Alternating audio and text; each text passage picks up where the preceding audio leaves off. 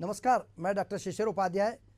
मध्य के मंच में मध्य का बजट, मध्य प्रदेश का आज बजट शुरू हुआ है। वित्त मंत्री जगदीश देवड़ा ने वित्तीय वर्ष 2025-26 के लिए 4,21,032 करोड़ रुपए का बजट पेश किया है। बजट में कोई भी नया कर नहीं लगाया गया है और ना ही किसी भी कर की दर बढ़ाना प्रस्तावित किया गया है। मध्य प्रदेश विधानसभा में बजट भाषण की शुरुआत वित्त मंत्री जगदीश देवड़ा ने कविता से की। उन्होंने कहा कि यही जुनून, यही एक ख्वाब मेरा है, वहाँ चिराग जला दूं जहाँ अंधेरा है। जनता व जनप्रतिनिधियों की बेशुमार फरमाइशें हैं, कर सके हम सब पूरी, ये हमारी कोशिशें हैं। वित्त मंत्री जगदीश देवड़ा ने कहा कि हमने 2025-26 का बजट जीरो वेस्ट बजटिंग प्रक्रिया से तय किया है। सरकार का लक्ष्य है कि विकसित मध्य प्रदेश, इसका अर्थ है कि जनता का जीवन खुशहाल हो, महिलाओं को आत्मगौरव मिले। मुख्यमंत्री डॉक्टर मोहन यादव सरकार का यह दूसरा बजट है। इस पर ज्ञान पर फोकस किया गया है। आगामी 5 वर्षों में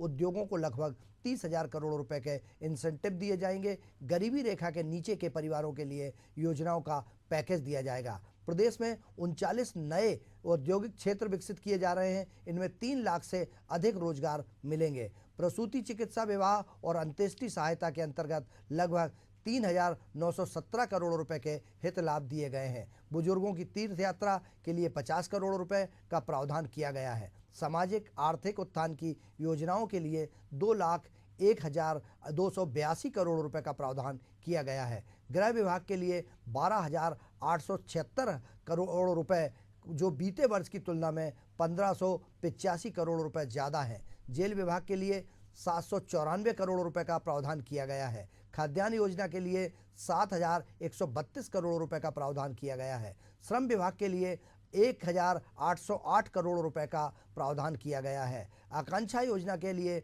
20 करोड़ 52 लाख रुपए का, और साथ ही पिछड़े वर्ग एवं अल्पसंख्यक कल्याण के लिए 1,086 करोड़ रुपए का प्रावधान किया गया है। आइए हम सुनते हैं कि पहले जनप्रतिनिधियों ने, माननीयों ने बजट प्रस्तुत होने के बाद विधानसभा में क्या प्रतिक्रिया दी है। हमारी सरकार जनजाति वर्ग के प्रतिभावान विद्यार्थियों के भविष्य को और भी बेहतर बनाने हेतु संकल्पित है। इस उद्देश्य से विद्यार्थियों को महत्वपूर्ण प्रतियोगी परीक्षाओं हेतु श्रेष्ठ कोचिंग सुविधा उपलब्ध कराई जा रही है। आकांक्षा योजना के अंतर्गत वर्ष 2025-26 में रुपये 20 करोड़ 52 लाख का प्रावधान प्रस्तावित है। मैं प्रदेश के मुख्यमंत्री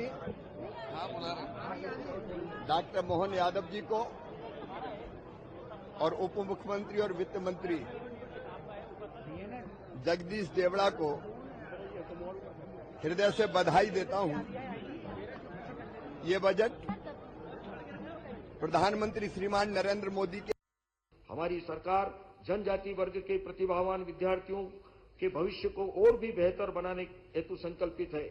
इस उद्देश्य से मुझे इस बात की प्रसन्नता कि जैसा कि हमने हमारी सरकार बनाने के समय कहा था कि हमारी सरकार 5 साल में अपने बजट को दोगुना करेगी।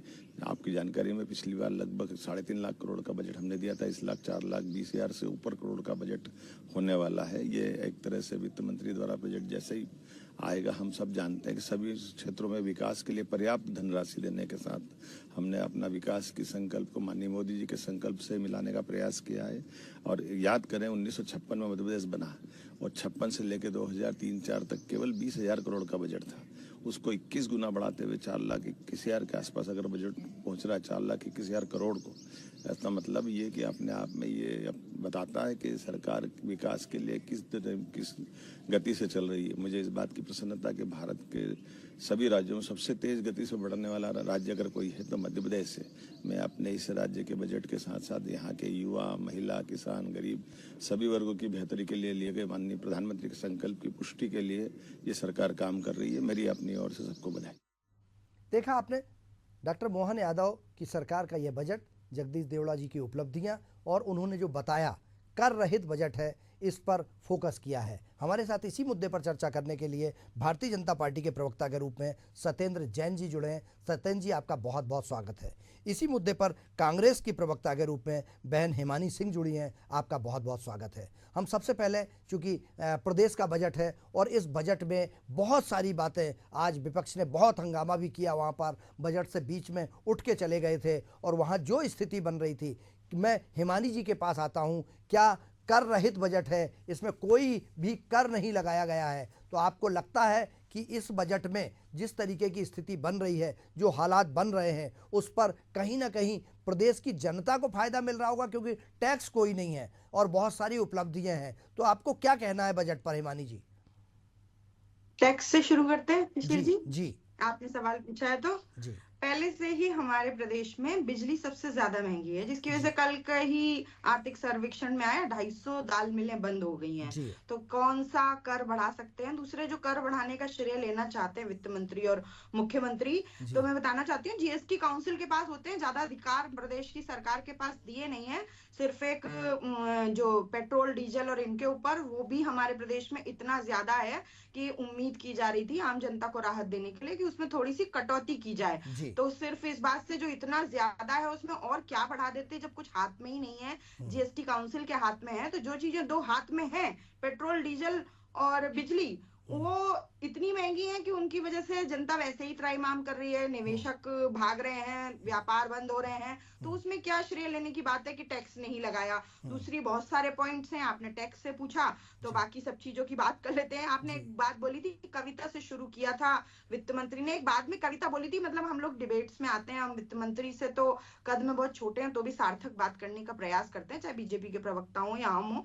लेकिन उन्होंने बोला मध्य प्रदेश देश के सेंटर में है और मध्य प्रदेश सबका है। मुझे इसका कोई सेंस समझ में नहीं आया। मुझे ये समझ में नहीं आया कि पिछले साल के जो घोषणा है, जिनके बारे में हम आज डिबेट करने बैठेंगे और पूरे दिन सभी चैनलों पर डिबेट होगी, तो पहले तो ये सवाल उठता है कि पिछले साल का जो बजट था उसके कितने वादे पूरे। कल के आर्थिक सर्वेक्षण में कि हम अपना 60% जो अपना धन है उसका उपयोग नहीं कर पाते, हमारे पास कोई विजन नहीं है, हम अपने जो हमारे पास संसाधन है उनका हम पूरी तरह उपयोग नहीं कर पाते। तो हम इन चीजों की क्या तारीफ करें? हालांकि आज के बजट में भी बहुत सारी कमियां हैं, आप आगे आगे सवाल पूछेंगे मैं बताती जाऊंगी, लेकिन पहले तो पिछले साल की चीजें पूरी हो जाएं तब इतना श्रेय लें। अभी मुख्यमंत्री जी ने आखिरी में बोला कि पिछले 2003-4 तक इतना बजट हुआ करता था और इस बार इतना हो गया। तब सोना 5,000 रुपए मिला करता था और अब 88,000 के लगभग पहुंच रहा है। तो क्या बजट में उस अनुपात में परसेंटेज में आ गया जो आप अपने फेलियर्स को परसेंटेज में दिखा रहे हैं? तो तुलना जो है महंगाई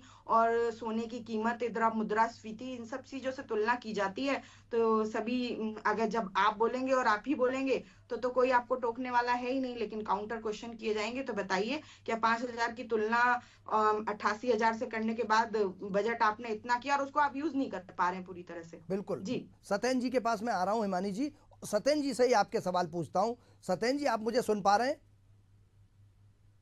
बिल्कुल डॉक्टर साहब, मुझे सत्येन जी, आपकी आवाज जैसा आ रही है। हिमानी जी ने कहा कि जनता को वास्तविक राहत तब मिलती जब बिजली सस्ती हो जाती, पेट्रोल सस्ता हो जाता, डीजल सस्ता हो जाता, गैस सस्ती हो जाती। इस पर किसी तरीके की कोई कमी, हाँ ये आपकी मेहरबानी है कि आपने नया टैक्स कोई नहीं लगाया है। तो क्या आपको लगता है कि जनता के लिए टैक्सेस से राहत देने के लिए, क्योंकि जो हिमानी जी ने जो सवाल पूछे हैं उसके साथ मेरा ये और सवाल है कि क्या और बेहतर किया जा सकता था?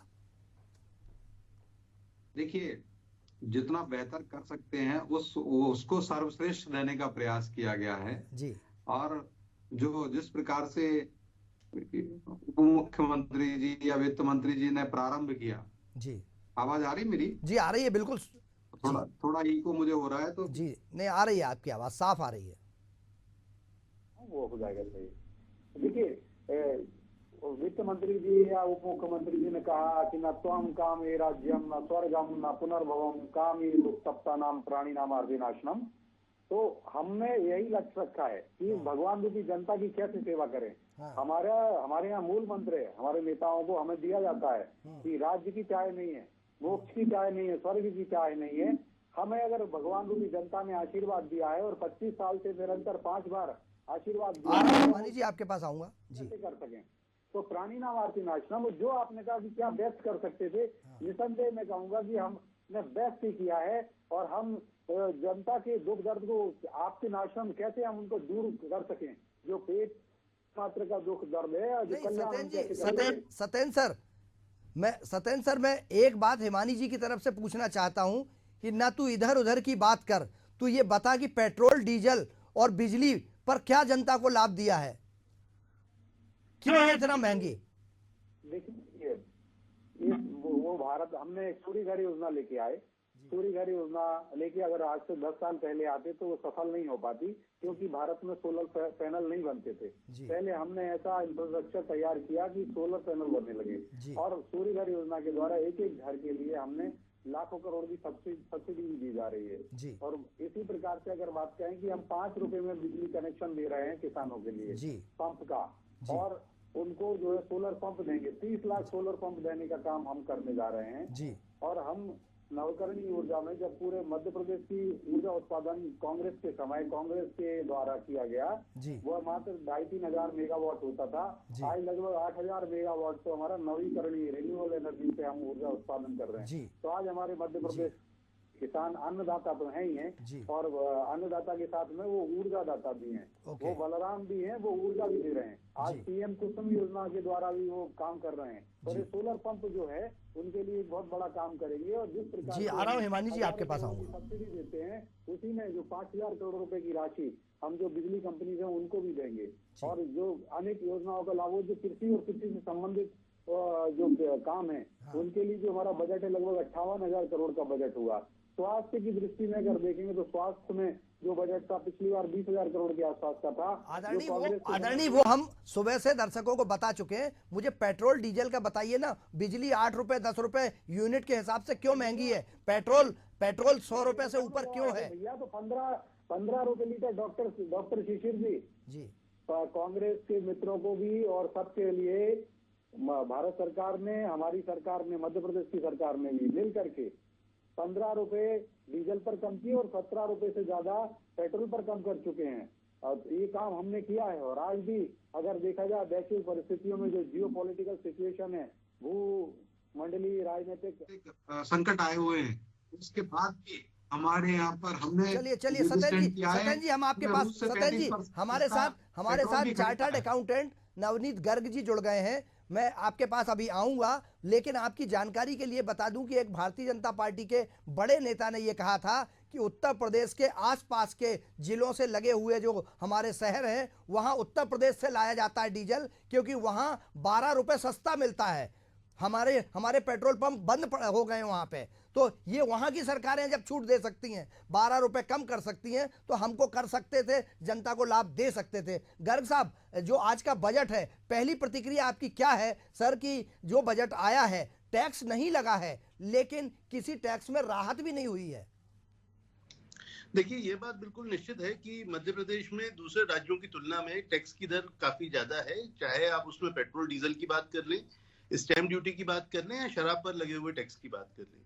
देखिए, शराब के टैक्स की बात, शराब पर टैक्स होना ज्यादा होना, उस पर मैं बहुत ज्यादा चर्चा नहीं करूंगा। लेकिन जो दो मुख्य बिंदु हैं, पेट्रोल डीजल जो कि एक आम जनता से सरोकार रखते हैं, और दूसरा एक स्टैम्प ड्यूटी। जब भी कोई संपत्ति का खरीद या बिक्री की जाती है तो दूसरे राज्यों की तुलना में हमारे यहाँ स्टैम्प ड्यूटी भी ज्यादा है। तो निश्चित रूप से अब इसमें मध्य प्रदेश सरकार के पास और ज्यादा इसमें बढ़ोतरी करने की गुंजाइश नहीं है, ये हमें मानना पड़ेगा। तो मध्य प्रदेश सरकार ने इसमें बढ़ोतरी की भी नहीं है। ये एक सराहनीय कदम है कि चलिए कम से कम और बोझ मध्य प्रदेश की जनता के ऊपर नहीं डाला गया। साथ ही साथ इस बजट पे अगर आप प्रतिक्रिया की बात करें तो एक बहुत बड़ी इसमें जो बात है वो ये है कि करीब 4,21,000 करोड़ का टोटल बजट है, जिसमें से करीब 86,000 करोड़ का जो प्रावधान है वो आधारभूत संरचना पे खर्च करने का रखा गया है। इंफ्रास्ट्रक्चर पे कैपिटल एक्सपेंडिचर करने का जो प्रावधान 86,000 करोड़ में मध्य प्रदेश के इतिहास में सबसे बड़ा प्रावधान है जो आधारभूत संरचना पे किया जाना है। मध्य प्रदेश की जो एक छवि पूरे विश्व में या पूरे देश में है वो एक कृषि प्रधान राज्य के रूप में है। यूं माना जाता है कि मध्य प्रदेश मतलब पहली छवि जो हमारे जहन में आती है वो आती है कि हम एक कृषि प्रधान राज्य हैं। अब शायद सरकार का थोड़ा सा फोकस इंडस्ट्री की तरफ भी आगे जा रहा है कि जहां पर उन्होंने वित्तीय वर्ष 2025-26 को एक उद्योग वर्ष के रूप में डिक्लेयर किया है। और साथ ही साथ जो इंफ्रास्ट्रक्चर का डेवलपमेंट होगा तो वहां पर इंडस्ट्रीज के आने के लिए संभावनाएं बढ़ेंगी। इंडस्ट्रीज को कोई भी एक निवेशक अगर मध्य प्रदेश को अपना एक निवेश करने का ऑप्शन ढूंढता है तो वो सबसे पहले ये चेक करता है कि वहां पे आधारभूत संरचना है कि नहीं है, रोड्स हैं कि नहीं है, इंडस्ट्री को मिलने वाली पावर है कि नहीं है। हम एक पावर सरप्लस स्टेट हैं, हमारे पास रोड्स की कुछ कमी थी, कुछ सालों में पूरी हुई है, भविष्य में और उस कमी को पूरा किया जाएगा। तो निश्चित रूप से इस क्षेत्र में मैं सरकार की सराहना करना चाहूंगा कि यहाँ पर निवेश करवाने के लिए उन्होंने एक मुफीद माहौल तैयार करने का प्रावधान किया है और आधारभूत संरचना से एक डायरेक्ट बेनिफिट तो ये होता ही है कि आधारभूत संरचना हमारे प्रदेश की ठीक होगी, जी साथ ही साथ इससे रोजगार का सृजन भी होगा और सरकार को टैक्स की भी आमदनी प्राप्त होगी। जी बिल्कुल। तो कैपेक्स में जो 86,000 करोड़ का प्रावधान किया गया है, ये एक स्वागत योग्य कदम है। बिल्कुल। गर्ग साहब, इसको आप किस रूप में लेते हैं कि चूंकि आप तो हमारे इंजीनियर सत्येंद्र जैन साहब चूंकि भाजपा के प्रवक्ता हैं, हो सकता है उनको डीजल पेट्रोल खरीदने की जरूरत नहीं पड़ती होगी, लेकिन मैं पेट्रोल खरीदता हूं, मैं डीजल खरीदता हूं, या हमारे नवनीत गर्ग जी खरीदते होंगे, बहन हिमानी खरीदती होंगी, तो आम आदमी को सबसे बड़ी राहत, आ रहा हूं इंजीनियर साहब आपके पास आ रहा हूं, हमारी सबसे बड़ी राहत जो है अगर मिलती है तो वो हमें जो हमारी ज़रूरत है, रोज़ उपयोग होता है डीजल पेट्रोल, इसके अलावा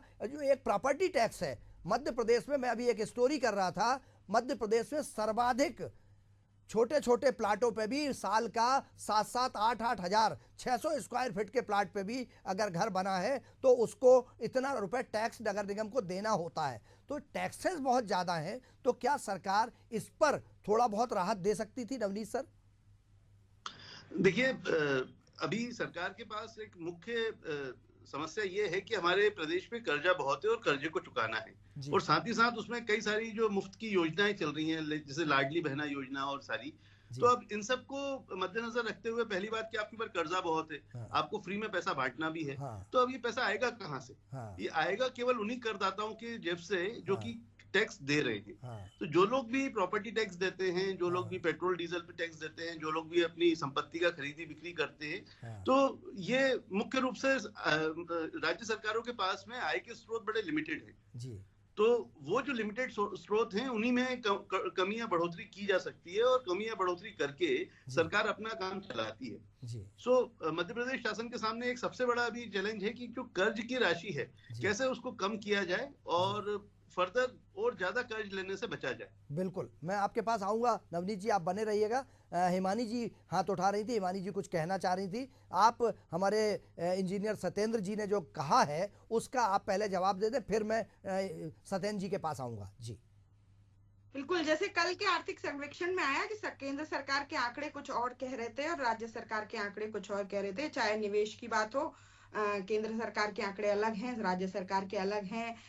जो भी लाडली बहना और इन सब योजना में, बिल्कुल नवनीत जी ने सही बोला कि ये जनता को भ्रमित करने वाला, सपने दिखाने वाला बजट है।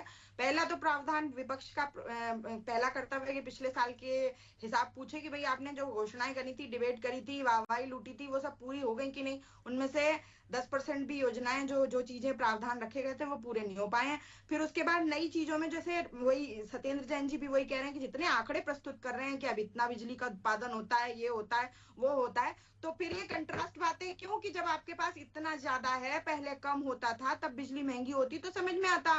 डिमांड और सप्लाई के रूल के हिसाब से जब आपके पास इतना बिजली का उत्पादन हो रहा है तो आप मध्य प्रदेश को ही सस्ती नहीं दे, आप सरप्लस में दूसरे राज्य को दे रहे हैं, पर मध्य प्रदेश को सबसे महंगी बिजली दे रहे हैं। फिर दूसरी चीज है कंट्रास्ट, कि जब आप उद्योग लगाने के ऊपर फोकस करने की बात कर रहे हैं तब तो आपको ये चीजें कम करनी पड़ेंगी, वरना साबित होता है कि आपके पास इन जो आप घोषणाएं कर रहे हैं और आज वाहवाही लूटने के लिए जो बातें कह रहे हैं उनके लिए आपके पास कोई रीजन नहीं है। क्योंकि जब तक बिजली कम नहीं होगी, जब तक डीजल पेट्रोल कम नहीं होगा, जब तक आप इन चीजों को उद्योगों के लिए आसानी से उपलब्ध नहीं बनाएंगे, तब तक निवेश आ ही नहीं सकता। तो दोनों चीजें कंट्रास्ट है, बस बोलना है और आज का दिन पूरा करना है। बीजेपी के प्रवक्ताओं की जैसे विधायक दल की बैठक हुई थी कल, बीजेपी की ऐसी प्रवक्ताओं की हुई होगी, वही लाइनें रटवा दी गई हैं। उनके पास जो काउंटर क्वेश्चंस होते हैं उनके आंसर आपको अगर मिल जाए तो मैं मानूं।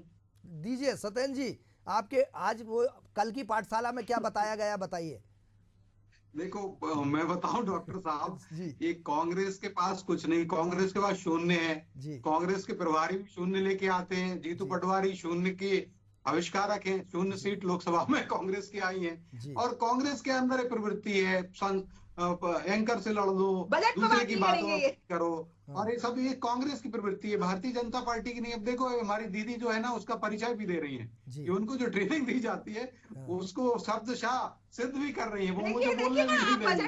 देखिए मैं बजट की बात कर रहा हूँ जी, बताइए। दीदी आप जो है मेंटली थोड़ा सा, मैं मानता हूँ आप शून्य में नहीं जा रही हैं, आपके प्रभारी शून्य लेके जरूर आए हैं। आप तो बड़ी समुन्नत भैया, जवाब दीजिए, कहाँ जाते थे, जापान पहुंच गए, चीन, इस सबसे जो जनता है वो समझ रही है कि जो मैंने बात कही वही सच है। देखिए डॉक्टर साहब, इटली भी यही जाते हैं, और चीन के साथ में गलवैया भी राहुल गांधी करते हैं। और ननिहाल में अगर मान सोनिया गांधी, मैं उस पर नहीं जा रहा, आप बजट की बात सुन लीजिए। अब ये आपने जीएसटी काउंसिल बनाई है, जीएसटी काउंसिल के अंदर तय होता है हर राज्य को, और 15 महीने में कमलनाथ की सरकार हमारे लिए एक बहुत बढ़िया उदाहरण कर दी, उस पर नहीं जाऊंगा। उसमें भी बजट नहीं दिया था 51 से ज्यादा योजनाओं का, आज में बजट पे। लेकिन मैं कांग्रेस ने पेट्रोल और डीजल का अपने घोषणा पत्र में इन्होंने वो जो वचन पत्र कहते थे, या मैं तो जिसको झूठ का पुलंदा सदैव कहता था, या जिन्न था वो बोतल का निकला जिन्न, जिसने 15 महीने कमलनाथ जी की सरकार को प्रताड़ित किया। उस जिन्न बोतल के जिन्न में या वो वचन पत्र में लिखा था एक कि ये डीजल पे और जो पेट्रोलियम पदार्थ है उसकी कीमत कम करेंगे, और उसको भी, उस पर भी रेट बढ़ाने का काम इन्होंने किया था। इन्होंने वाहन के रजिस्ट्रेशन का शुल्क बढ़ा दिया था। जो वाहन रजिस्ट्रेशन होता है आरटीओ का, उस पर शुल्क बढ़ाने का पाप भी कांग्रेस की 15 महीने की कमलनाथ सरकार ने किया था।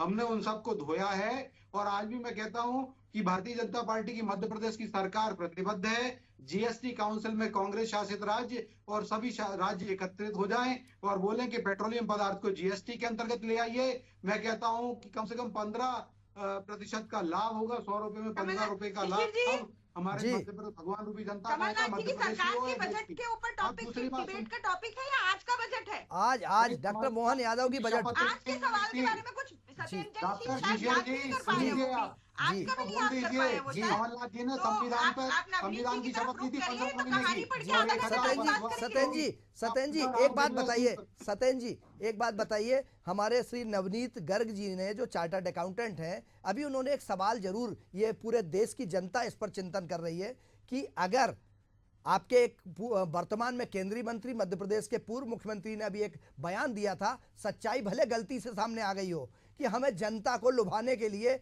इस तरीके की घोषणाएं करना पड़ती हैं, तो क्या ये जो फ्री की रेवड़ी बांटने के कारण इतना कर्जा लद गया हमारे ऊपर और मजबूरी है कि जनता से वसूला जा रहा है? क्योंकि आप जिनको ये पैसा देते हैं, टैक्स मुझे नहीं लगता कि वो लोग देते होंगे। डॉक्टर साहब बहुत अच्छा प्रश्न आपने किया है। इसमें सुप्रीम कोर्ट तक में बात चल रही है, और चुनाव आयोग और सुप्रीम कोर्ट इसमें संज्ञान ले रहा है। देखिए, इसमें एक बड़ी बहुत ही महीन रेखा है, और हमें नीर छीर वाले विवेक की बात है यहाँ पर। तो ये अब सुप्रीम कोर्ट तय करेगा। लेकिन मैं बता दूं, ये जिस प्रकार से नवनीत जी ने भी बात की थी, मैं उनकी बात से भी सहमत नहीं हूँ। हम लोक कल्याणकारी अर्थशास्त्र में चलते हैं। अगर किसी व्यक्ति का अगर भूखा है तो हम उसको भूखा नहीं मरने देंगे सर। तो लेकिन एक बात बताइए सतेन जी, देश के माननीय प्रधानमंत्री कहते हैं कि फ्री की रेवड़ी कल्चर बहुत गलत है, तो आप मोदी जी के खिलाफ जा रहे हैं क्या? नहीं, मैं अब उस पे ही आ रहा था। मैं मोदी जी वाली बात आप देखिए, हमने ये कहा हम स्वरोजगार से जोड़ते हैं, हम स्वावलंबी बनाते हैं। नहीं, ये 1250 रुपए में कौन सा स्वरोजगार हो गया? देखिए आप डॉक्टर शिशिर जी, आप बड़े प्रबुद्ध एंकर भी हैं। मैं डायरेक्टली आपको नहीं आक्षेप करूंगा, लेकिन हो सकता है आपको बुरा लगे।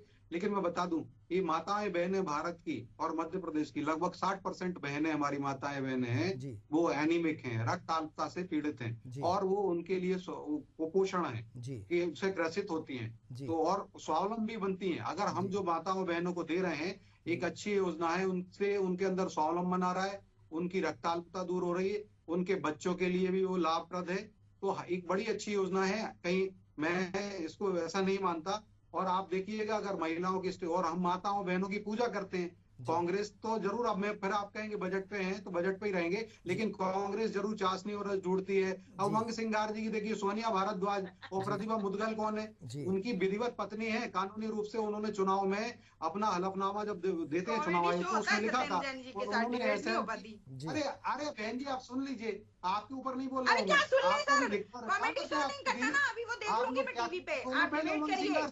शर्म आनी चाहिए। It is very shameful to the whole Congress, जहाँ पर अंकिता दत्ता जैसी नेत्री रही है, जहाँ पर राधिका खेड़ा रही है, मुझे बजट में बोलना नहीं आता है, मैं नहीं बोल पाऊंगा आज, मुझे मत दीजिए डिबेट। आपको नहीं, आप कहा मैडम, आप पढ़ जाओ। चलो राजकोषीय घाटा क्या होता है, चलो बता दो। करंट अकाउंट क्या होता है, चलो बता दो। इन्फ्लेशन रेट क्या होती है, चलो बता दो। सीआरआर क्या होता है, चलो बता दो। ये सब हम नवनीत जी से पूछ लेते हैं। नवनीत जी, क्योंकि समय की कमी है नवनीत जी, लेकिन जैसा सतेन जी ने कहा, सतेन जी और हिमानी जी की अपनी अपनी मजबूरियां हैं। पार्टी के प्रवक्ता होने के नाते वो अपनी पार्टी का पक्ष रखते हैं। निष्पक्ष भाव से क्या आपको लगता है कि अगर इस तरीके की फ्री की रेवड़ी अगर कम कर दी जाए तो बजट में राजकोषीय घाटा तो कम होगा ही होगा, उसके साथ मुझे ऐसा लगता है कि आम आदमी को, सत्येंद्र जी को, हिमानी जी को, नवनीत जी को, मुझे सबको राहत मिल सकती है?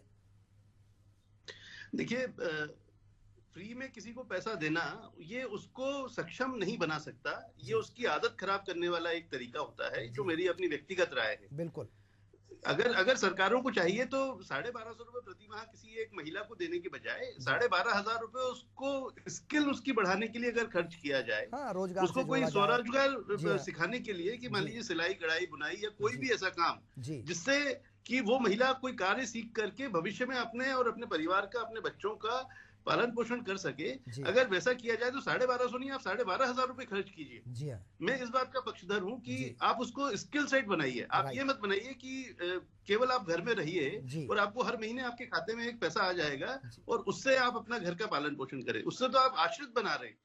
तो किसी भी देश, किसी भी प्रदेश के लिए ये स्थिति कभी भी अप्रोप्रिएट नहीं हो सकती कि आप अधिक से अधिक जनता को अपना आश्रित बना ले। ऐसे लोग जो अभी ऑलरेडी काम कर रहे थे, उनको मालूम है कि जितना पैसा उनको काम करके मिलता था उससे ज्यादा पैसा सरकार उनको फ्री में दे रही है, तो काम करेंगे क्यों? तो इसलिए मुख्य रूप से बात यह है कि आप स्वावलंबन पर उनको कार्य करने के लिए, उनको काम सिखाने के लिए और इससे ज्यादा 10 गुना पैसा भी खर्च करें तो वो भी प्रदेश के लिए हितकारी होगा, बजाय इसके कि हम फ्री में किसी को भी कोई पैसा। बिल्कुल, आपका मतलब नकारा ना बनाया जाए, काम करके। मनरेगा एक योजना चलती थी जिसमें पैसा दिया जाता था, काम कराया जाता था। और चूंकि सत्येंद्र जी हमारे पास समय की कमी है और हिमानी जी हम फिर 5:30 बजे जब बैठेंगे तो इस पर फिर चर्चा करेंगे। अभी हमारे पास वक्त इतना ही है, लेकिन जन कल्याणकारी, लोक कल्याणकारी मोहन जी का बजट यदि जनता के लिए बहुत सहयोगी हो सकता है तो मुझे लगता है टैक्स नहीं लगाया है, परंतु बहुत सारी चीज़ों की उम्मीदें अभी भी कायम हैं कि डॉक्टर मोहन और जगदीश देवड़ा की सरकार कुछ और बेहतर कर सकती थी। बने रहिए एशियन न्यूज़ पर, मुझे दीजिए इजाज़त, नमस्कार।